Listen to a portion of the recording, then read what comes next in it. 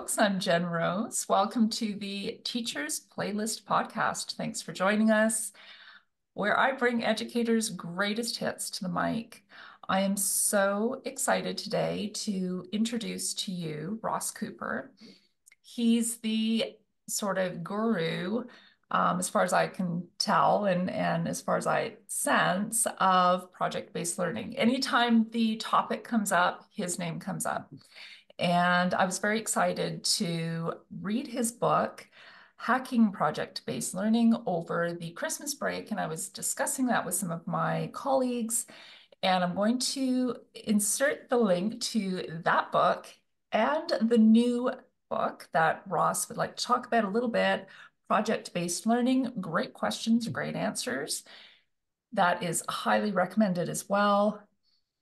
Ross is an Apple Distinguished Educator and a Google Certified Innovator, two titles that I would love to have behind my name. I'm just so excited that he's willing to talk to us today. I want to know what his greatest hit is and how he can share that and get us started on an amazing journey today. Thanks for joining us, Ross. Thank you so much. Where are you joining us from, by the way? I'm actually, well, thank you for having me. And for the kind words. In my office. I'm in my office in the wonderful Chappaqua Central School District in Chappaqua, New York. I'm here right now as an assistant principal, probably maybe about 45 minutes north of New York City. So wonderful district, wonderful county, and it's good to be here. And you're a pizza fan. I am a pizza fan, so right behind me, you could see that's Oh, I from didn't even notice that. Yeah, that's right. I'm gonna try. I always point the wrong way. I pointed the right way because it's like the opposite because of Oh, that is a clam pie from Pepe's in New Haven, Connecticut, which is I grew up about 20 minutes from Pepe's, which is probably one of the best pizzerias there is. So it's funny, I have that hanging up, and when students see it, it's like, what is that? Is that a cookie? No, it's pizza. It's a clam pie. It's one of the best things I you'll just ever see your eat. Twitter posts. Oh So, yeah. and then the Iron Man in the back too. Of course, they're Here's gonna love that.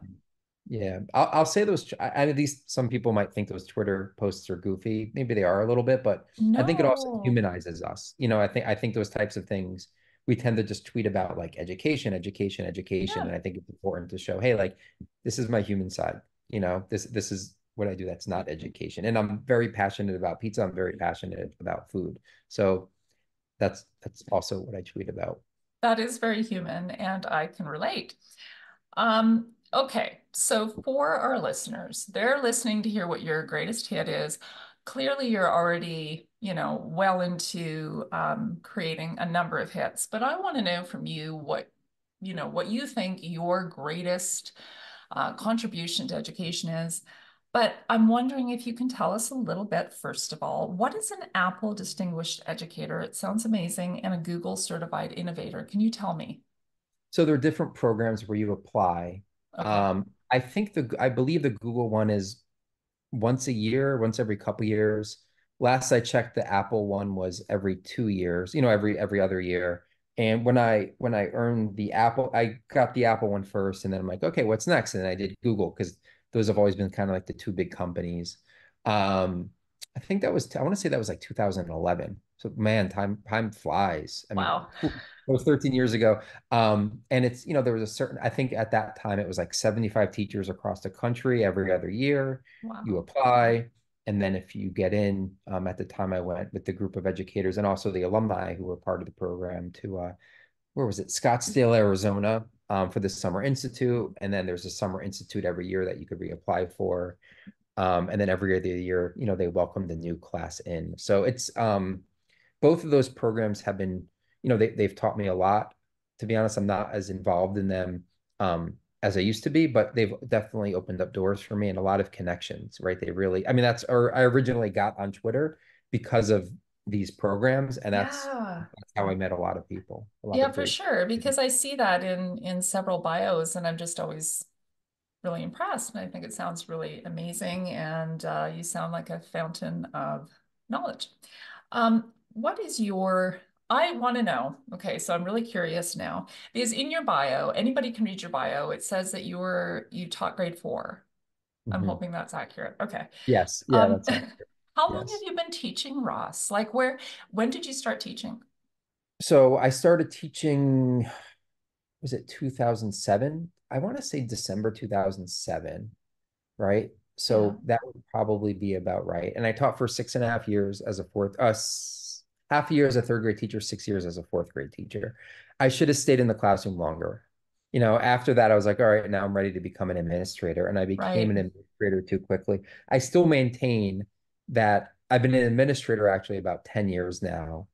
And I think Yeah, after about 6 years as a teacher, yeah, I'm better at that than I am even now as an administrator. I don't know if I'll ever be as good at being as an administrator than I was as a teacher. I hope I said that right. But yeah. I don't know. Maybe that's just me. But I do love being an administrator. I love education in general. But yeah, 6.5 years should have been more. If I had to do it again, I would have spent more time in the classroom. So would you say then if you had a favorite grade level, it would be sort of upper, like lower primary, mid, like Yeah. middle school or It depends. I enjoy if I'm having a bad day, and yes. I have a lot of bad days, but as an assistant principal, if I'm having a bad day, I work in a Yeah. building that's 450, 500 students, Yes. K through 4. If I'm having a Okay. bad day, I go into kindergarten because I know. they're amazing, and maybe first grade. The other students, if you're listening to this, you're great too. But there's something about kindergarten and first grade. Um, but I always think like, especially when it comes to like student-centered learning, like project-based learning, Yep. inquiry, whatever you want to call it. Of course, they're all slightly different things. Yep. That I love the idea of it being done with younger students because that helps to nullify the idea of, well, the kids I have couldn't do this, right? The kids I have are quote unquote low, and I can't stand it. We shouldn't be calling anybody low, I know. um, or they're too young. So I absolutely love it when this work is done with the younger students or the students who are part of a special education program, because then it's like, well, if you could do it there, you could do it, Anywhere. you could do it anywhere. I And know. so to me, that's really powerful. And I've had the privilege in my career to work with some wonderful special education teachers, some wonderful kindergarten and first grade teachers who are able to actualize this work at least to some extent. And when you see that, it's pretty inspiring. And it's like, well, if they could do it, with those students that are younger, then it could happen anywhere. And don't So you to me, think that's too that really, in a kindergarten classroom it is inquiry learning? Like, like so that is one big project-based learning space. mhm. Like Yeah, that's yeah, pretty yeah, awesome. I love yeah. kindergarten. Would you say, and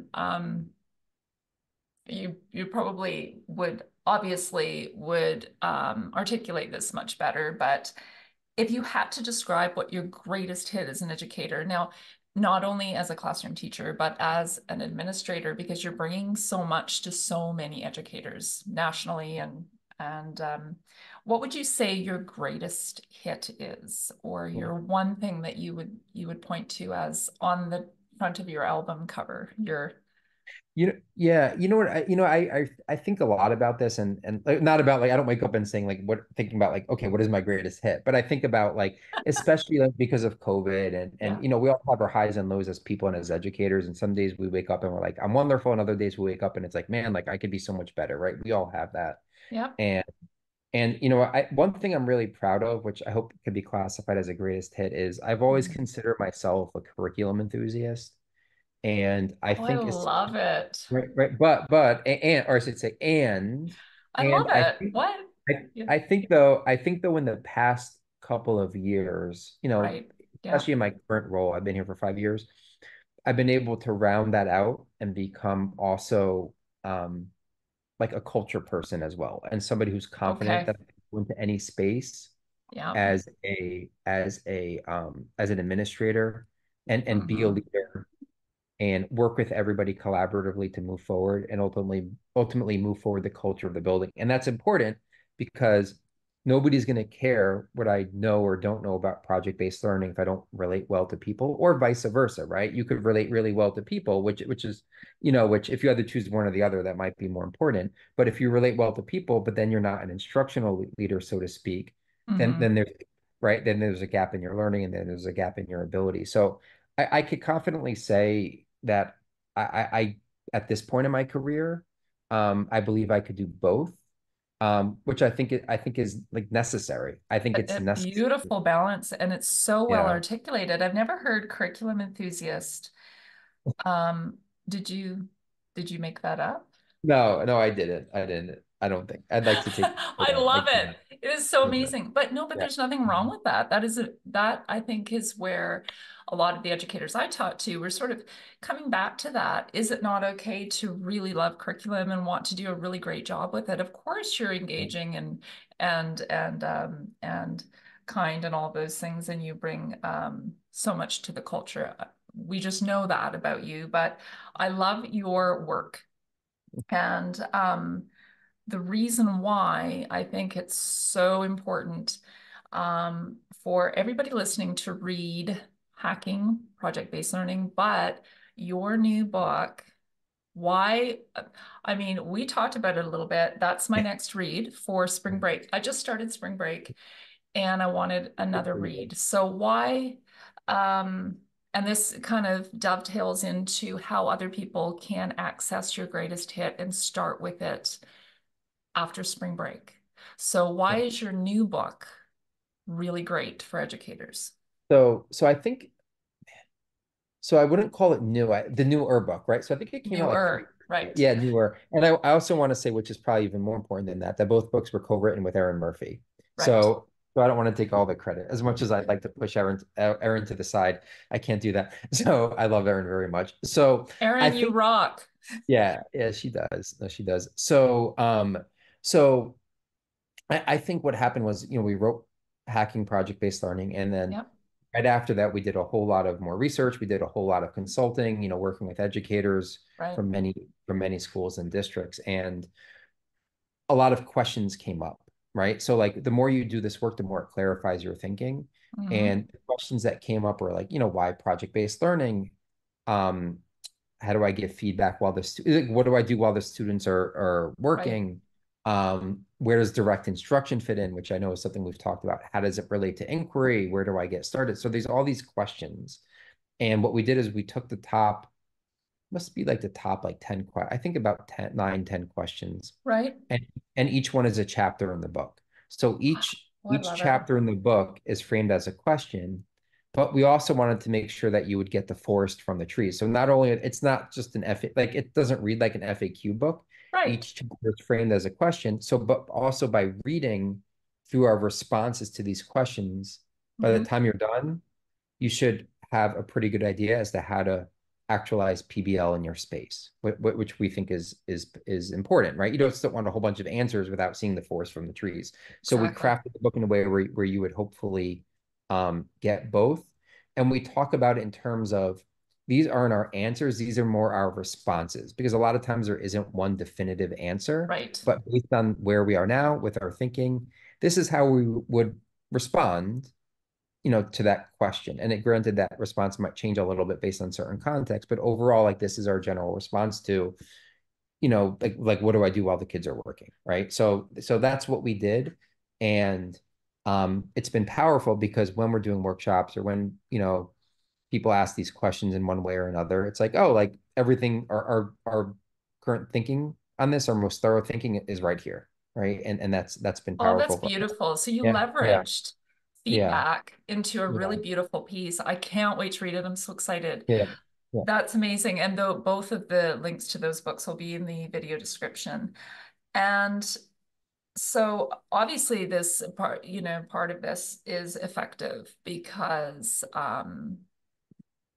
with your audience, have you ever discussed or been asked, and I know I was just curious how you felt about this, just sort of scrolling through Twitter, listening to people talk. Of course, there's a renewed interest in research-based practice. And that's something I've had to really look at in my own practice. And it's an interesting way of approaching things.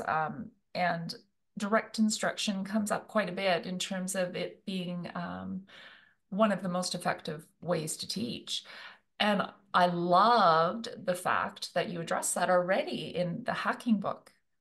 you talked about direct instruction and what place it had in within tutorials as students move through project-based learning. So I was wondering if you could just touch on that or speak to that. Yeah. So I think first and foremost, there's no reason for people to get nasty when it comes to these Mhm. conversations on Twitter, right? I mean, and I've seen them as well. And I think a lot of it probably goes along with the science of reading movement that we've seen Right. over the last couple of years. Probably. Yes. Yeah, Yeah. yeah. So I would say to that one, like it's important not to argue. It's important to tackle this in a constructive way Yeah. and center the students as much as possible, not our egos, which isn't always easy, right? I've made mistakes. We've all made mistakes. But I think also it doesn't have to be one or the other, right? And that's what I got from your book. Yeah, it I does. And I'll did. say, yeah, and I'll say when sometimes like and I say this, and this is something I can take credit for, is like we wear progressive like a badge of honor. We want to say, throw out the textbook, forget direct instruction, everything student centered about the student, student Right. voice and choice, blah, blah, blah, blah, blah. That's great. And when you act that way or when you take that approach, one, you're not meeting people where they are, but two, you're thinking in terms of black and white, and you're oversimplifying what needs to be done for our students, right? So I think it's you don't have to choose between the two. I love it. In my opinion, the most impactful instruction for the students that we serve is a combination of both.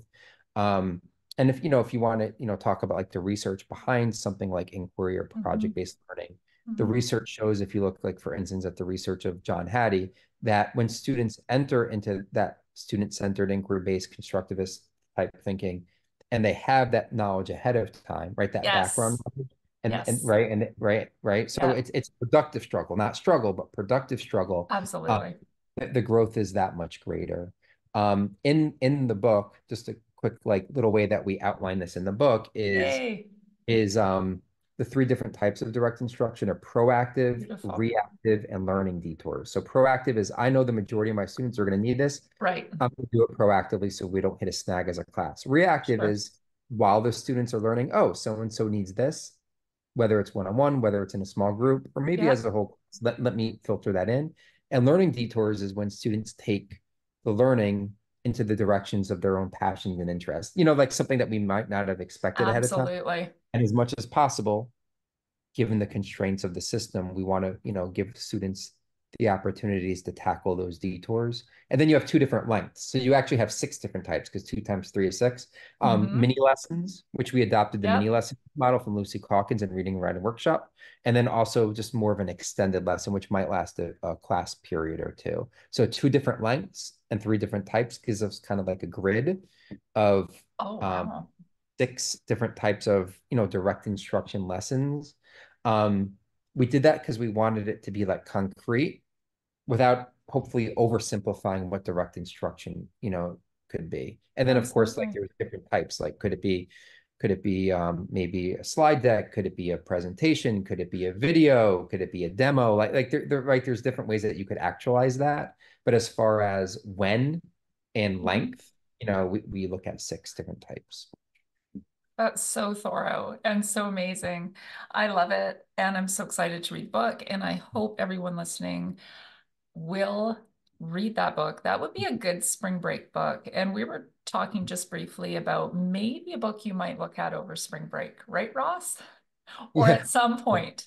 Yeah. I love Eric France's work, and I think it's very applicable in terms of a framework of deconstructing standards and unwrapping standards. And I love it Yeah. in terms of inquiry-based learning. I think there's application definitely there too. Yeah. Yes, definitely. We're all Eric Francis fans. We are. We are.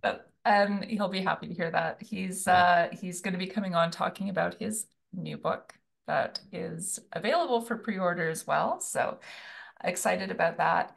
So really, Ross, I'm so excited that you were willing to join us. You're so busy. I know you are. And I'm just really honored with how gracious you are with your time. What would you, just as sort of a parting gift, a parting free share, what would you offer to educators and what could be it could even be a sort of starting point or an access point for educators for anything or for, project-based learning for or project-based learning. So as part of your greatest hit, what are you offering as a free share? yeah, so I will say that one of the things that we looked at a little bit through last summer's professional development is we looked at this Right. idea of if you're talking about the work of John Hattie, talks about a lot about collective teacher efficacy. We looked at that. We looked at student efficacy, and as part of that work, we looked at the Pygmalion effect. I think that's what it's called, the Pygmalion effect. And what that Okay. really talks about, I'm gonna have to Google it, Pygmalion effect. I think that's what it is. Um, but what it Sounds talks about, great. yeah, so that's that. So what it talks about is basically whether I got the name right or wrong, but Pygmalion, I think it's effect. Is there was a study that was done, and in the study, I believe it was a school full of teachers were told ahead of time Right. that those students that they told them ahead of these teachers ahead of time which of their students were gifted. Right. So at the start of the school year, we've Oh, determined based on our research, those students are gifted, they're going to excel in your class. And as a result of that, they did, right? Those teachers had more patience for those students. They treated them with probably a little bit more extra care, whether it's intentionally or subconsciously.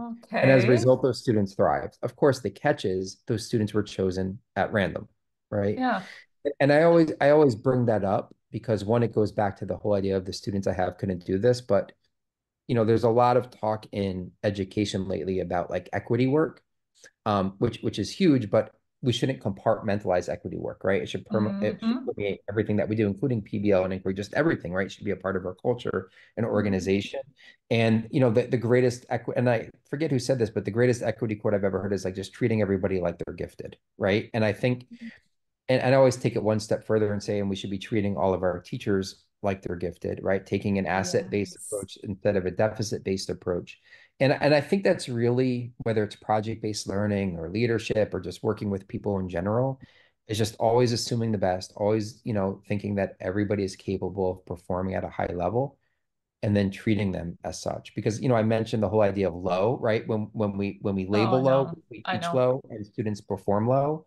But when we think up here and we build in supports for students to achieve up here, that's what they generally do, or they achieve even higher and even better. So I think it's important amongst all the teaching moves and the programs and the curricula to really have that mindset that everybody's capable of achieving at a high level.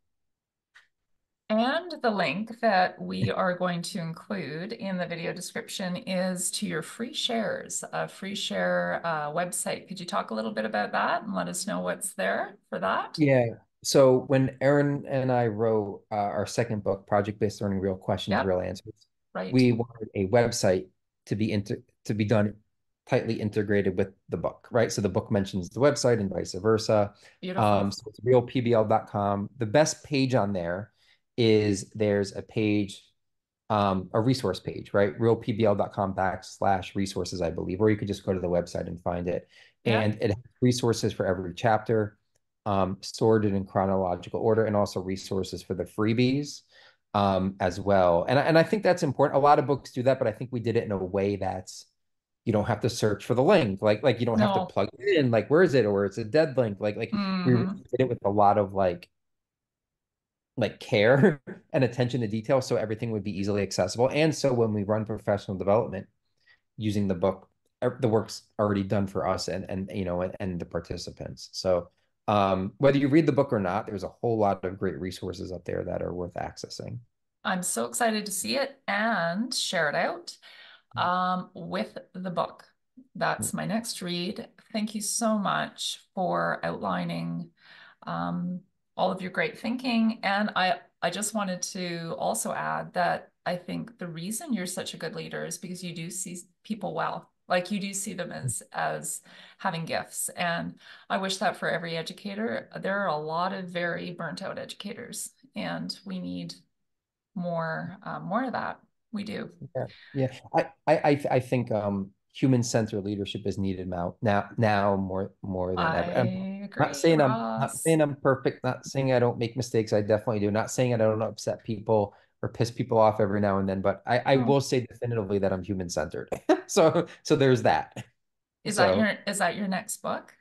humans that no, I want to do a book on agent. Actually, the book I want to do, funny you asked, is I Yes, want to do a book yes. on agency, Okay. but I want to do a book on like a culture of agency. Because Ooh, a lot of times we say, yeah. we want to promote student agency, but the Yes. culture of our organization and the way we lead doesn't lend itself to that. Oh, I love that. So how do Okay, we, so I was right. Yes, it is about leadership and about yeah, developing agency. Yes, that's yeah. amazing. Good. So, I love it. yeah. I don't Yeah. know that's just I've been researching it. Like, so as I research it, I'm trying to like clarify what it looks like, what it could look Yeah. like. So I have 6 pillars of agency, Oh, and it's like wow. each chapter would address the pillars. So the pillars, actually, I'll bring it up real quick, is because I don't know off the top of my head. That's okay. It's psycho. Well, let me see if I can do it off the top of my head because I've Okay. been researching Okay. it. I'm Googling Psycholog it. Psychological safety, Yes. efficacy, Yes. um, clarity, purpose, autonomy, and assessment, right? Those would be them, right? I think about in that order. So Right. it's like for each one of those buckets, how do teachers facilitate like psychological safety in the classroom? But Hmm. how is an administrator I love it. facilitate psychological safety for the educators that I serve in our organization? So And then it's that like, can be pro D for administrators. yeah, it's like something that you could read hand in hand for like everybody. Yes. Yeah, you can. So maybe each chapter, like for instance, it might start off on the research on psychological safety, then tackle it from each lens or something like Hmm. that's kind of what I'm thinking about. But psychological safety is actually a very interesting topic. I'll plug a book, The Fearless Organization by Amy Edmondson, which I think was Right. written by from Harvard Press. Really is a great book, probably the definitive book out there on psychological safety. And when you start reading about it, because when you break down cultures, and what's working, what's not working, a lot of Yes. times, for the most part, it's about safety. I don't, how many times have we said or heard someone say, like, I just don't feel safe here? Yes. I hear it all the So time. it's digging Yeah. into like, well, why is that? And sometimes like just can't put your finger on it. Obviously, it relates back to people and their Oh, words and yes. actions, things like that. But even more than that, like why is that? Why does that person make you feel unsafe? And I think for me, or safe, right? We shouldn't just tackle it from a deficit lens. Like, what is it about that person that makes you feel safe, right? Absolutely. So the book has helped me to clarify my thinking in that regard. Well, I Yeah. hope you write that. I'm here for it. Everybody's here for it. And I'm so excited to read your new book. I will do a quick review on that when I do. Links are below. Please check out Ross and Erin's work, their free website that goes with their book. There are 2 books. And again, I want to thank you for sharing your time with BC educators. Ross, we appreciate you. And thank you for being so good to the people you lead Thank and you. Thanks serve. for having I me. really appreciate it. On behalf of all teachers, we appreciate it. I hope Thank you have a you. wonderful afternoon and a great spring break. I hope that's coming up for you soon. Yep, couple weeks. Oh, Yep. okay. All Getting right. there. Oh, you're getting there. Take Lots care, of New York, buddy. those New Yorkers. You too. Take care. Take care.